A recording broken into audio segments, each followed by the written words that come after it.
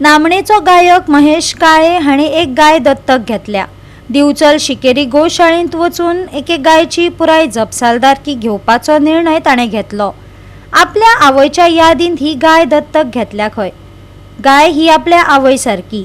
गायक दत्तक घेतले म्हणच्या बदलाक गायची जपसालदारकी घेतल्या म्हणप। महेश काळेन भावना उक्तायली। या वेळार रुपेश ठाणेकर, गौरव परब आणि हेर हजर असले। शिकेरीच्या गोशाळेत आलोय मी।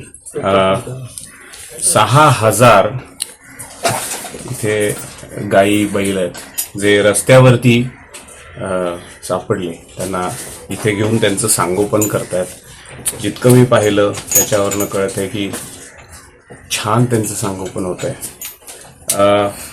इथे जी दिसते ही गाय जी आहे हिला आत्ता मी दत्तक घेतलंय। दत्तक घेतलंय म्हणून नाही, जी आपली आईसारखी असते तिला आपण दत्तक घेत असतो, पण तिची काळजी घ्यायची ठरवली। तर जशी मी दत्तक घेतली आहे तशी तुम्ही सगळ्यांनी घ्या।